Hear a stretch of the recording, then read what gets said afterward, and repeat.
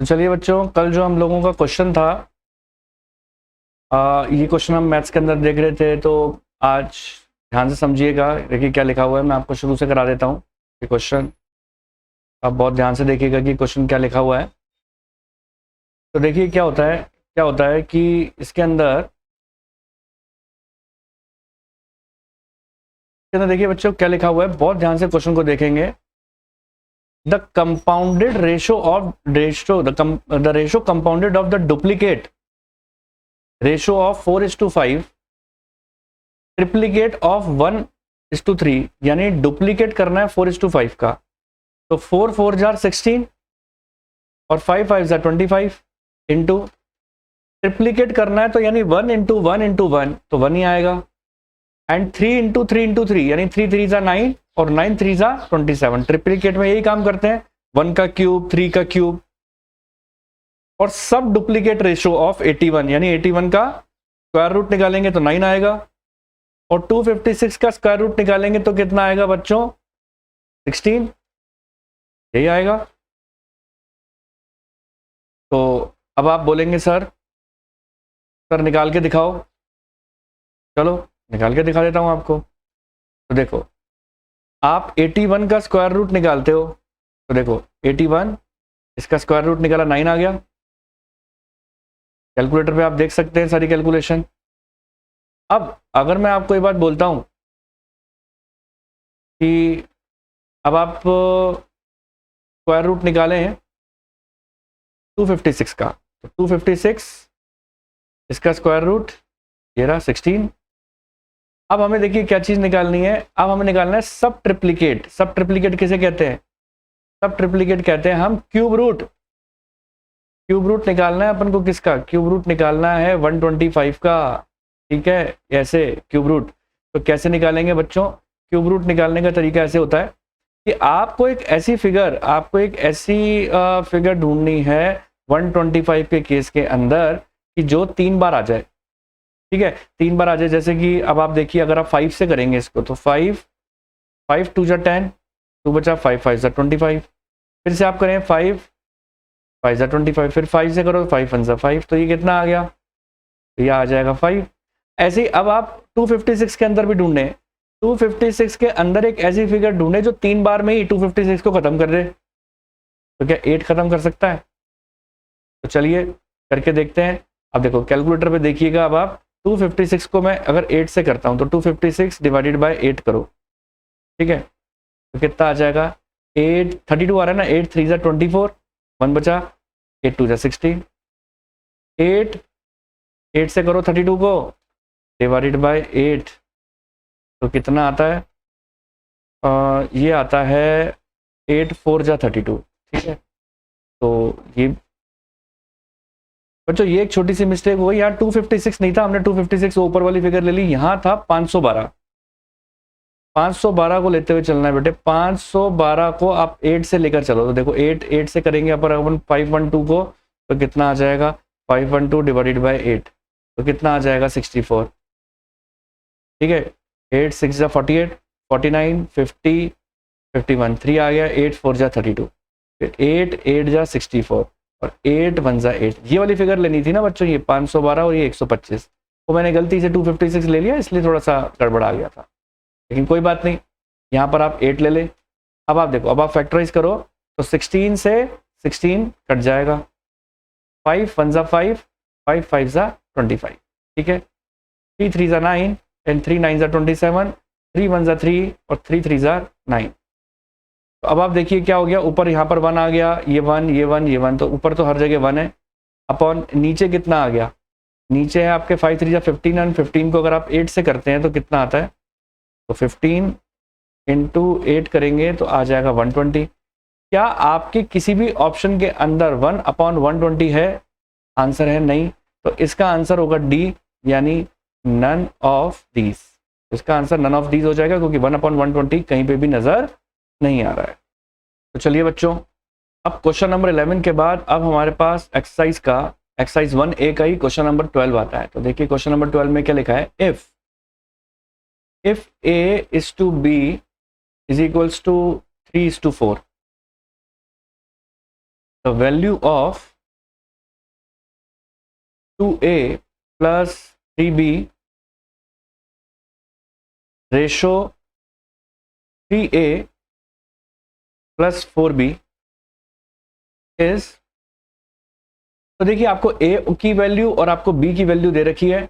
आपको इस इक्वेशन के अंदर क्या काम करना है, ये जो आपको रेशो दे रखा है इस रेशो के अंदर a और b की वैल्यू पुट करनी है। तो आप कैसे सॉल्व करेंगे, तो a की जगह अब आप 3 पुट कर लें प्लस 3b लिखना है, तो b की जगह आप 4 पुट कर लें यानी 3 इंटू 4 अपॉन ऐसे 3 इंटू a की जगह आप 3 पुट कर लें प्लस 4b यानी 4 इंटू 4, तो ये आ जाएगा 3 2 6 प्लस 3 4 12 अपॉन 3 3 9 एंड 4 4 16 4 4 16, तो ये आ जाएगा हमारा 12 प्लस 6, ये आ जाएगा 18 और ये आ जाएगा आपका 16 प्लस 9 25, तो यहाँ आंसर आपका हो जाएगा 18:25। तो चलिए बच्चों अब बढ़ते हैं अपने नेक्स्ट क्वेश्चन के ऊपर। अब देखो नेक्स्ट क्वेश्चन हमें क्या बात बोलता है, क्वेश्चन नंबर 13। चलिए क्वेश्चन नंबर 13 देखते हैं। The numbers are in the ratio 2:3। The numbers are in the ratio 2:3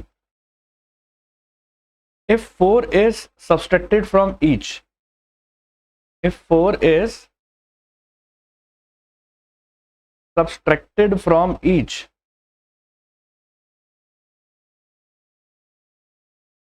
they are in the ratio 3:5, they are in the ratio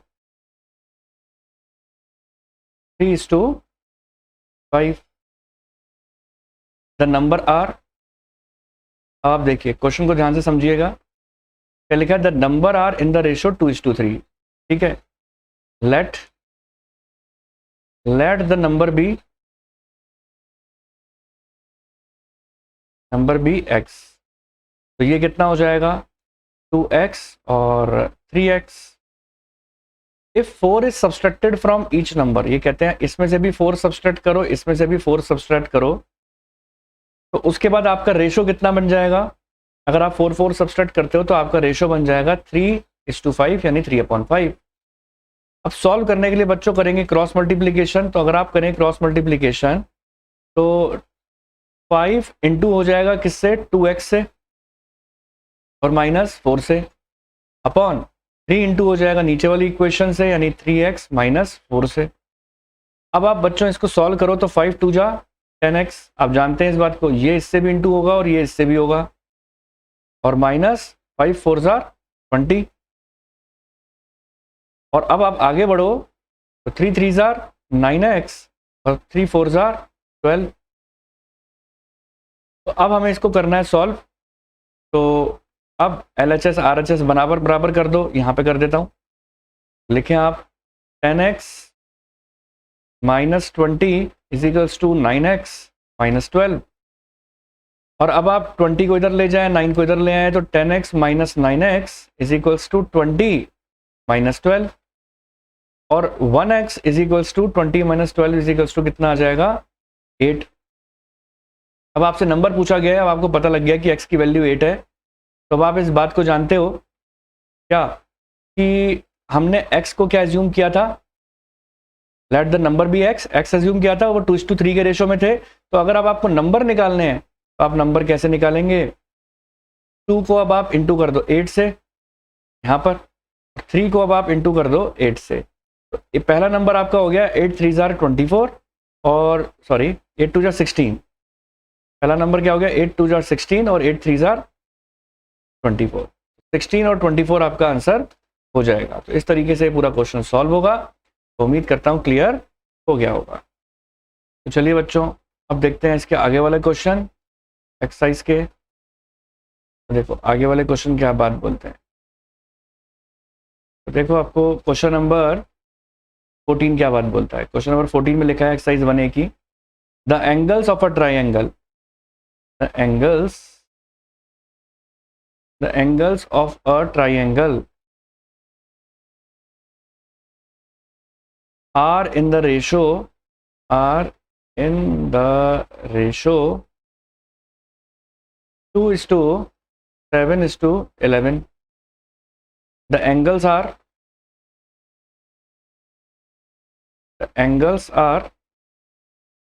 अब देखिए सॉल्यूशन करते वक्त आपको क्या चीज ध्यान रखनी है कि जो ट्राइंगल होते हैं उनके एंगल का सम क्या होता है, the sum of the angles of a triangle. ये आपको पता होना चाहिए, the sum of angles of a triangle. Sum of angles of a triangle कितना है, वो है 180 डिग्री। देयरफॉर 180 डिग्री को हम कहां पर, क्योंकि हम जानते हैं कि वो आपको बोल रहे हैं कि the angles of a triangle कौन से रेशियो के अंदर है, 2:7:11 में। तो हमें पता लग गया कि एंगल्स का सम अगर 180 डिग्री है तो 180 degree will be distributed in, तो टोटल सम है एंगल्स का, वो अगर 2, 7 और 11 में डिस्ट्रीब्यूट कर दिया जाए तो हमें पता लग जाएगा कि जो एंगल्स ऑफ द ट्राइंगल कितने कितने हैं, क्योंकि इसका सम 180 है और वो 2, 7, 11 में है, तो 2, 7, 11 के रेशो में बांट दो।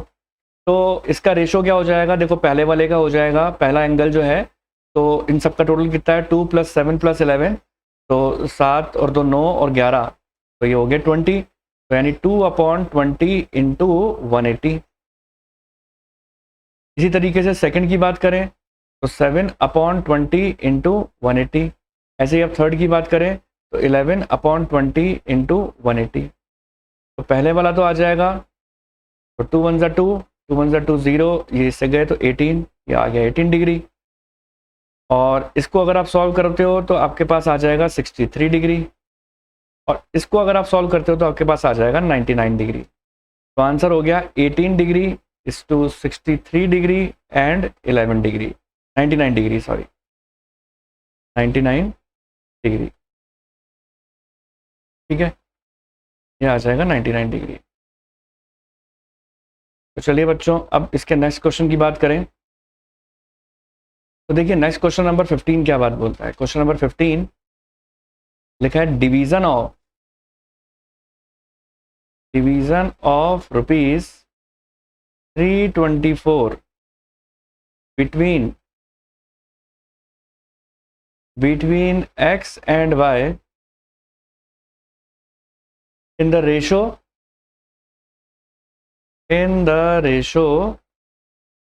11:7। आगे लिखा है x and y would get रुपी। वो कहते हैं कि 324 रुपये एक्स और वाई में इस रेशो में डिस्ट्रीब्यूट करने हैं, तो क्या बड़ी बात है, कर दो। तो एक्स का कितना आ जाएगा, एक्स का हिस्सा है 11 अपॉन, दोनों का टोटल हो गया 18, 11 + 7 18 होते हैं, तो 324 इंटू 11/18, यह आ जाएगा 198।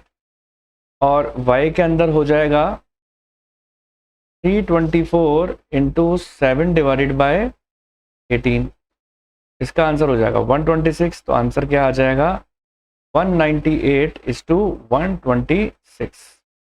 तो अब इसका आंसर ऑप्शन में अगर नहीं है तो नॉन ऑफ दीज होगा, यानी डी। तो चलिए बेटा अब आगे वाले क्वेश्चन की बात करें तो इसका अगला क्वेश्चन क्या बात बोलता है। Question number 16। क्वेश्चन नंबर 16 आपको बोलते हैं आनंद earns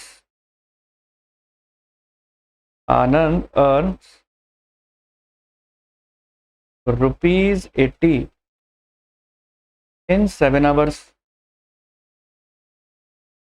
and Pramod ₹90 in 12 hours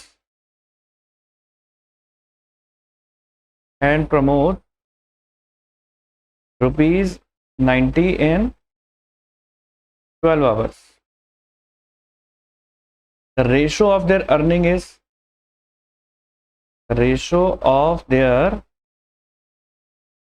is अब आप देखिए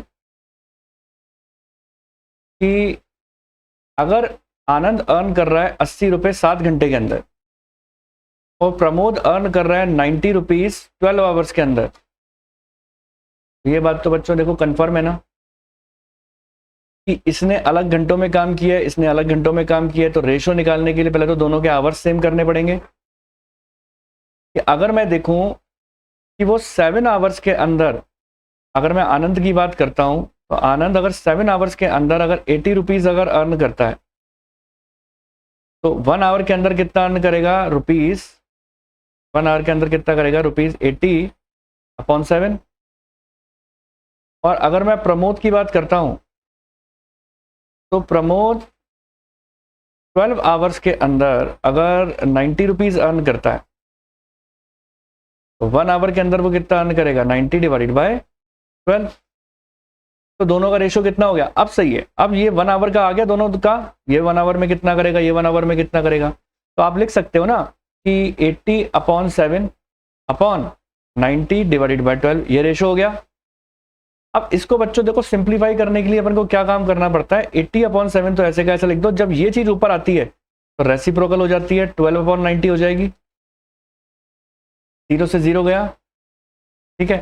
तो अब आप इसको इंटू कर दो, 12 8 जा, तो इंटू करते हैं, देखो 12 × 8 तो आ गया आपके पास 96 और 7 9 जार, ठीक है। तो ये कर लो, 7 × 9 63। अब आप इसको फैक्टराइज करो, 3 3 जा 9 और 3 2 जा 6, 3 2 जा 6 और 3 1 जा 3, तो 32:21, तो 32 और 21 हो जाएगा। तो ये आंसर है आपका। क्या और फैक्टराइज हो रहे हैं? नहीं, तो यही आंसर है। तो इस तरीके से पूरा सॉल्व होगा ये। तो चलिए बच्चों, अब आती है बात क्वेश्चन नंबर 18 के ऊपर, और अब हम बात करेंगे क्वेश्चन नंबर 18 की। लिखा है P, Q and R, P, Q and R are 3 cities. P, Q and R are 3 cities. The ratio of average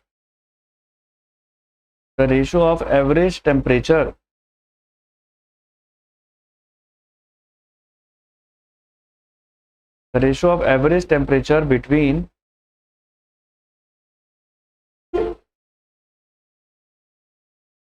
तो देखिए बच्चों, अब क्या लिखा हुआ है?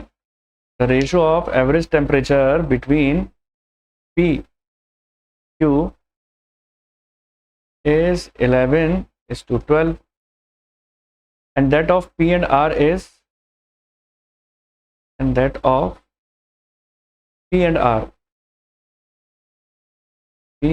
is 9:8। आगे लिखें, the ratio between average temperature of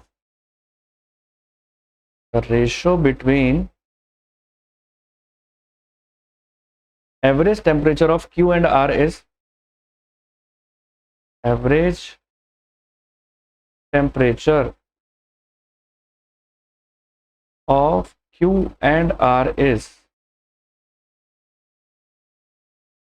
तो देखिए बच्चों, बहुत ध्यान से देखिएगा, बहुत अच्छा क्वेश्चन है। क्या लिखा हुआ है कि P, Q, R 3 सिटीज हैं, P, Q and R, ratio of the average temperature between P and Q is 11 and 12, 11:12, ठीक है।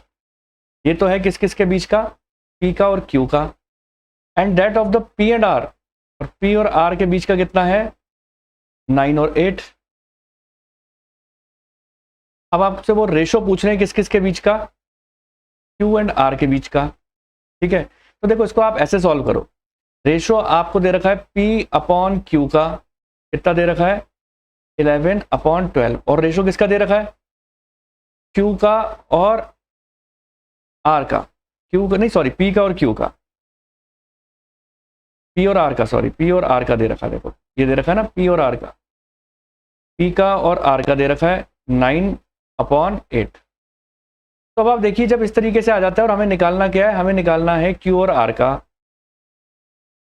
आपको अब क्या काम करना पड़ेगा? तो पहले आप ये देखो दोनों के बीच में कॉमन क्या है। दोनों के बीच में देखो कॉमन है P। तो जो कॉमन होते हैं उसका 11 है, इसमें यहाँ 9 है। तो एक काम करो, इसके 9 को ऊपर इंटू कर दो और इसके 11 को नीचे इंटू कर दो। कैसे? आप ऐसे करो, देखो 11/12 था ना, इसको आप इंटू कर दो 9/9 से, ठीक है, कॉमन से इंटू कर देते हैं। और यहाँ था 9/8 था ना, और वहाँ 11 था, तो इसको आप इंटू कर दो 11/11 से। यही तरीका होता है। तो ये आ जाएगा 99 और 12 9 108, और यहाँ आ जाएगा 99 और 11 8 88। तो अब आपने क्या देखा, पी क्यू और आर की अगर मैं बात करूँ तो ये रहा पी 99, यहाँ पर भी देखो 99, तो यानी पी तो कॉमन हो गया 99। क्यू कितना है, क्यू 108 है, तो रेशो 108, और आर कितना आ गया 88 आ गया 88। तो अब आपके पास तीनों का रेशो हो गया। अब क्वेश्चन के अंदर अगर आपसे क्यू और आर का रेशो पूछा जा रहा है तो आप क्यू और आर का इजीली रेशो बता सकते हो, यानी क्यू और आर का रेशो हो गया 108 रेशो 88। तो यानी 108 रेशो 88 का मतलब हो गया, आप इसको फैक्टराइज करो तो हमारे पास आ जाएगा, 2 से कर दो, 2 5 10, 2 4 8, 2 4 8, 2 4 8, ठीक है। फिर इससे के बाद करो 2 2 4, 1 बचा, 2 7 14, 2 2 4, 2 2 4, तो और फैक्टराइज नहीं हो रहे, तो आंसर हो जाएगा 27:22। ये आपका आंसर हो जाएगा। उम्मीद है ये क्लियर हो गया होगा। तो चलिए बच्चों, हमारा बीच में क्वेश्चन नंबर हमने जो किया था पहले, वो क्या था 16 के बाद 17 रह गया था, स्किप हो गया था बीच में, तो उसको हम पहले कर लेते हैं, क्वेश्चन नंबर 17 को। तो चलिए क्वेश्चन नंबर 17 आप मेरे साथ साथ इसको लिखें। The ratio of two numbers, the ratio of two numbers, the ratio of two numbers is 7:10, and their differences, and their difference, and their difference is 105. The numbers are क्या चीज कह रहे हैं, the ratio of two number is 7:10। तो वही आ गया solution के अंदर। अब दो नंबर का रेशो 7:10 है, let the number be x,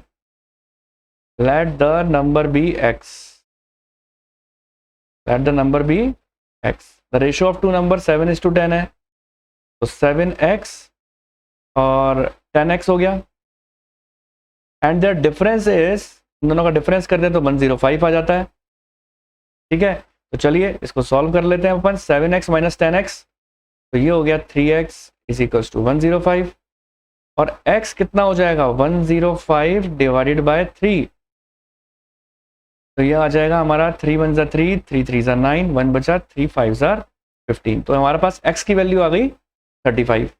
अब आप जानते हो 7 इंटू 35 कर दो और 10 इंटू 35 कर दो, तो ये कितना हो गया 245, और ये कितना हो गया 350। तो आंसर हो जाएगा, नंबर के कौन कौन से आ जाएंगे, 245 हो जाएगा और एक हो जाएगा 350। उम्मीद है ये क्वेश्चन भी आपको अच्छी तरीके से समझ में आ गया होगा।